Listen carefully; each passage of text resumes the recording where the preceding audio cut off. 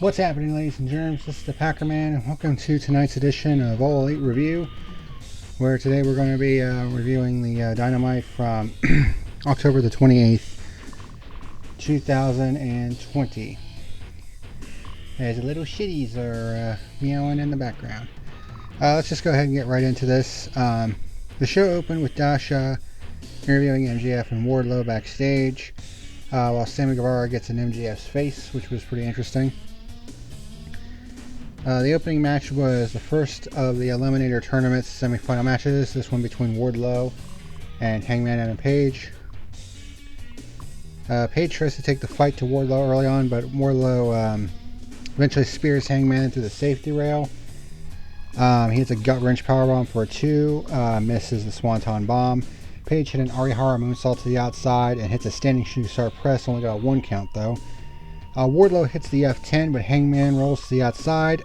They both go up to the top rope, and Page hits a nice avalanche exploder, which looked really nice. And then Page hits 2 buckshot lariats to take the 3 count and the victory. Very nice opening match to this show. I gave it 3.5 stars out of 5.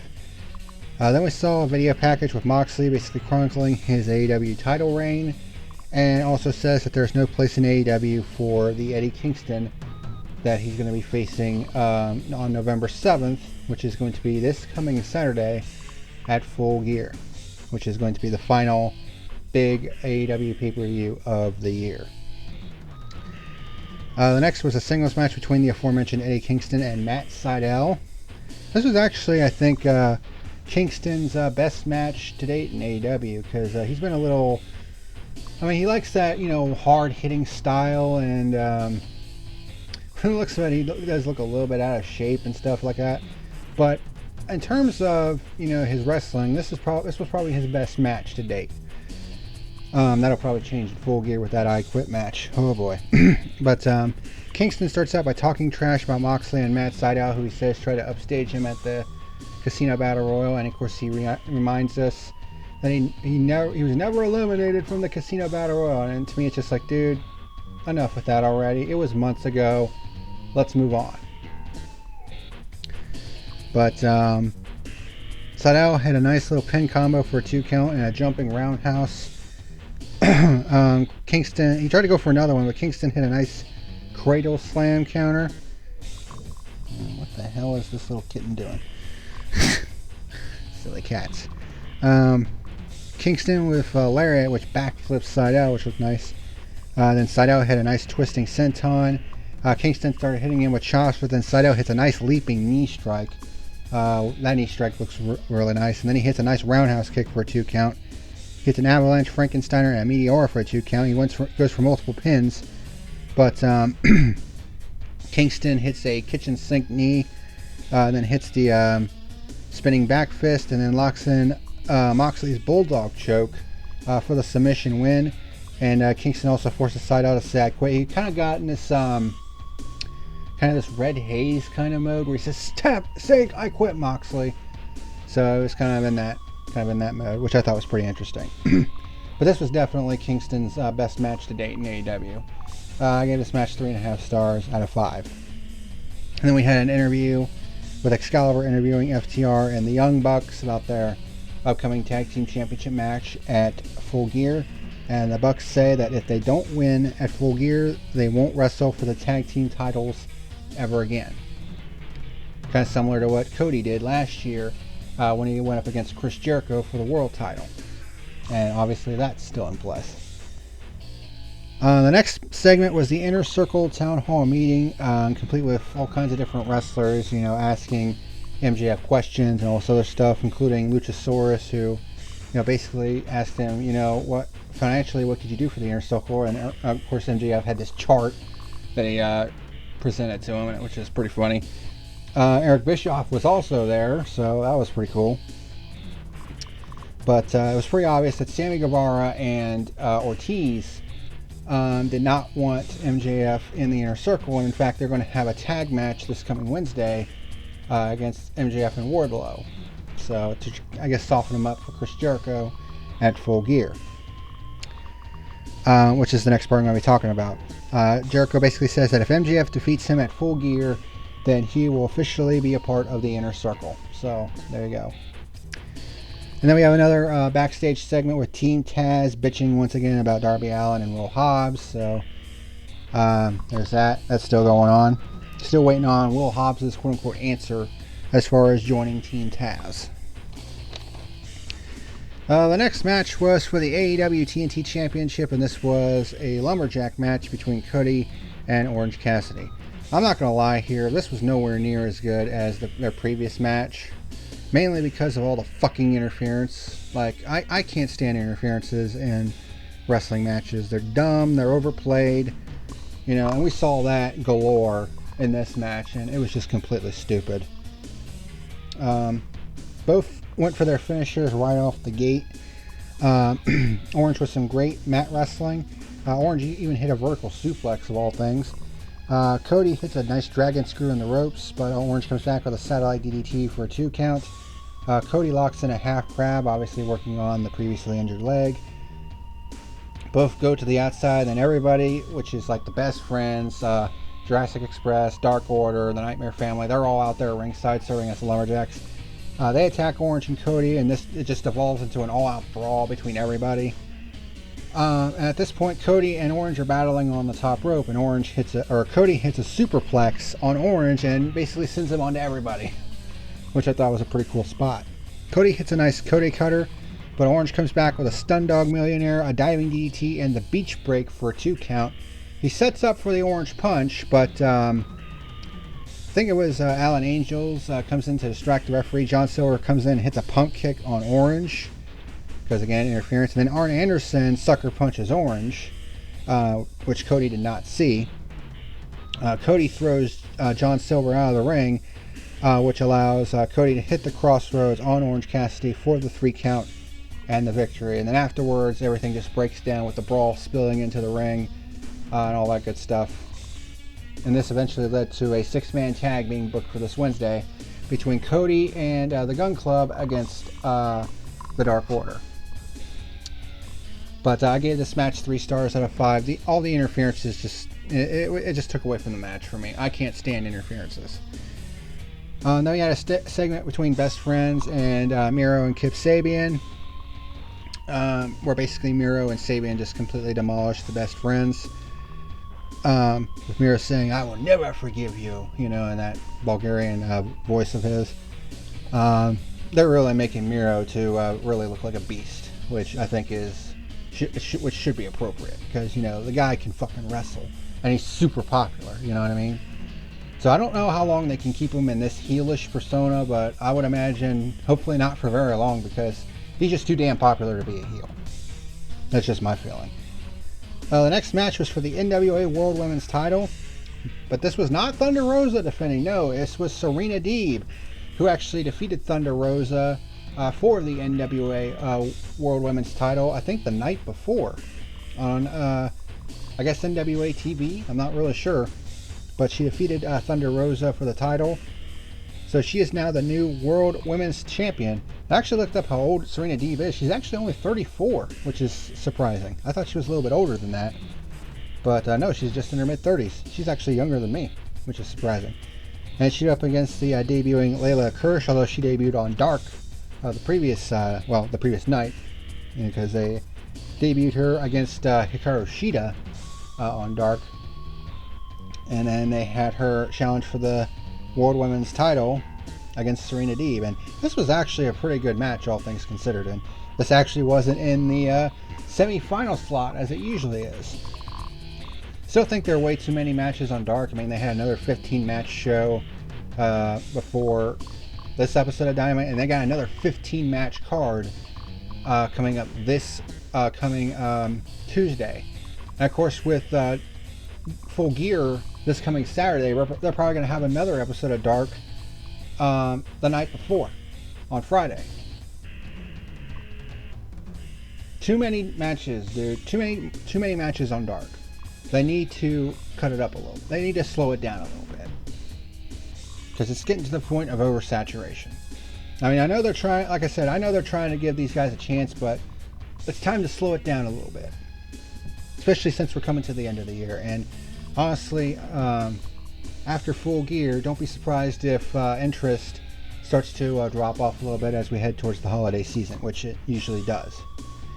But there was some good mat wrestling between Deeb and Hirsch. Deeb hit a hangman neck breaker in the ropes. Hirsch tries to go for a cross arm breaker, but Deeb rolls her up into a pin, but then Hirsch starts focusing on Deeb's left arm. Deeb comes back with a straight jacket neck breaker, which looked really nice. Hirsch actually hit a nice 4-hit combo and a German suplex, goes for the moonsault but misses, which allows Deeb to hit a nice swinging neck breaker from the suplex position. And then a hangman neck breaker, which she transitions into a tequila sunrise, which I guess is her submission finisher, and gets the submission win. This was actually a really good women's match. And honestly, they need some good women's talent. Of course, they've already signed Serena Deeb, and now she's the NWA World Women's Champion. So that brings some prestige to it. But from the looks of it, Layla Hirsch is actually a pretty good wrestler. She's pretty short, but it looks like she's got some pretty good wrestling skills. So, have to see how that develops. But I think Layla Hirsch is someone that AEW needs to keep an eye on, especially since they really need good women's talent for the women's division, because the women's division still needs help. Of course, it would be nice if they were featured on more than one match per Dynamite. So, there you go. I mean, we haven't really seen Britt Baker all that much since she's returned. So, what the fuck's up with that? But I gave this match 3.25 stars out of 5. And then backstage, Hikaru Shida challenges Nyla Rose to a rematch for the championship at Full Gear, which makes sense. Nyla Rose is still the number 1 ranked women's wrestler. Well, the number 1 ranked challenger, I should say. And she's basically been in that position ever since she lost the title. I mean, she hasn't had a loss since she lost the title. So, there you go. The next match was a squash match. Shawn Spears basically squashed VSK in like 10 seconds. He immediately put him into the C4 running Death Valley Driver and got the 3 count. This was a nothing match. I gave this match 1 star out of 5. I mean, it was nothing. Then someone in a bull mask was throwing candy at Spears because it was, Halloween time. Spears grabs him and throws him in the ring and was going to actually, nail him with the loaded glove. But it turned out the guy in the bull mask was Scorpio Sky. These two have been basically getting into a bit of a rivalry on Dark, where Shawn Spears basically felt that Scorpio Sky was starting to steal some of his thunder on Dark. So this obviously has spilled over onto Dynamite, and Sky actually hit the TKO on Shawn Spears. So this is going to culminate in a match this coming Wednesday on Dynamite. So Shawn Spears finally getting some TV time on Dynamite. And he's actually only had 2 losses, I think, the entire year. He's had 15 wins. Now, granted, most of them were on Dark, but I mean, 15 wins is 15 wins. Then we have our main event, which was the other Eliminator Tournament semifinal between Pentagon Jr., or as he's going by now, his other well-known name, Penta El Zero Miedo, against Kenny Omega, who is really beginning to lean into that dickish side of himself, the cleaner side of himself. Because the Sweeper Girls come out once again this week wearing Lucha Brothers masks this time. And another big entrance. The two of them actually lock up, but then Omega says, wait a minute, and he reveals the AAA Mega Championship, which is the same championship that he won from Rey Fenix, who was supposed to be his opponent in this match. But you could tell that Phoenix was pretty salty about that one, and Pentagon wasn't too happy about that either, because AAA. But yeah, Kenny Omega has been the AAA Mega Champion for quite a while. I think since March. So he's had that title for a long time. Hasn't been able to defend it all that much, not of his own doing. COVID's basically been a dick. But we all knew that. But both start trading chops. As I said, Kenny's dickish heel persona is starting to present itself. Penta hits a nice backstabber and a tope con hero. Both start fighting into the crowd, so to speak. Omega hits a nice Frankensteiner, a Terminator hero, which is basically his version of the tope con hero. Penta hits a nice flying crossbody to the outside. Penta with a pump kick and a middle rope sling blade, which he's starting to use that now for his sling blade. Gets a 2 count. It actually looks really nice. Omega hits his, of course, Snapdragon suplexes. He hits a rising knee, a powerbomb, and a Komagoye for a 2 count. And then he also hits his V-trigger, which always looks nasty. Penta counters out of the one-winged angel. But Omega hits him with a wheel kick to the back of the head. Not very often we see a wheel kick from Omega. But they both fight on the turnbuckle. Omega gets knocked onto the ramp, where Penta hits a Panama Sunrise on the ramp, which is basically he jumps from the middle rope into a destroyer, which is Adam Cole's finisher that he calls the Panama Sunrise. And he hits it on the ramp. Then he throws Omega back into the ring and hits his package pile driver Zero Fear finisher, but only gets a close 2 count. I mean, it was pretty obvious that Omega was not losing this match because Omega versus Page. I mean, that's a storyline that's been developing since, last year? You know, it's a long-form storyline, and you think they're going to give up an opportunity to not showcase that at Full Gear? Get the fuck out of here. Penta looks for the pump handle driver on a couple of occasions. Omega counters. Penta hits a low enziguri. Omega hits another V-trigger. Penta goes for the one-winged angel, but Penta counters into his arm breaker and hits a nice super kick. But then goes for another middle rope sling blade, but Omega counters by basically hitting him with a knee strike. And then he hits the one-winged angel for the 3 count and the victory. So your Eliminator Tournament final, it was pretty predictable, but sometimes, you know, predictability is the correct way to go. You know, this has been a long-form storyline, as I said, and it's going to culminate at Full Gear. I gave this match 4 stars out of 5. It was definitely deserving to be in the main event. So, and as another note, speaking of Pentagon and Rey Fenix, their old Death Triangle running mate, Pac, he is breaking his months-long silence this coming Wednesday. We don't know if he's actually going to be there. He's basically been stuck in England because of travel restrictions. It's not because, you know, AEW and him had some, you know, disagreements like they did before Double or Nothing last year. No, in this case, I mean, I think Tony Khan basically wanted Pac to be here for, you know, all the AEW Dynamite tapings and all that other shit, but due to COVID and travel restrictions, Pac just wasn't able to cross the pond to be able to be at these tapings. But he's actually going to break his silence this coming Wednesday on Dynamite for the Go Home show to Full Gear.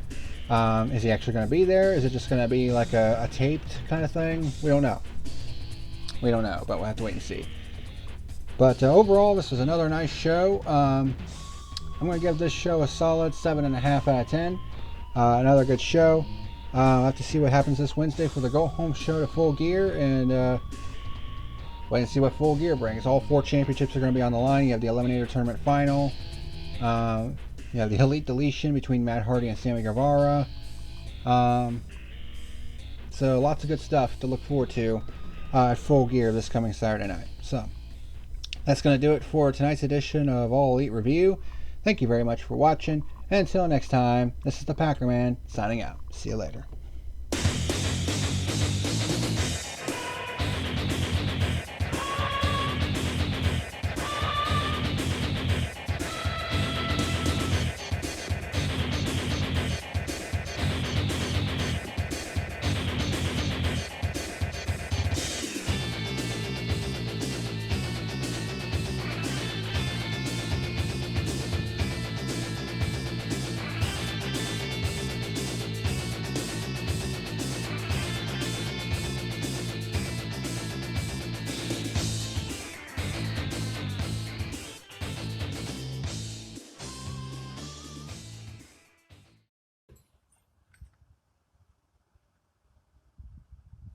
You better like and subscribe or face the consequences.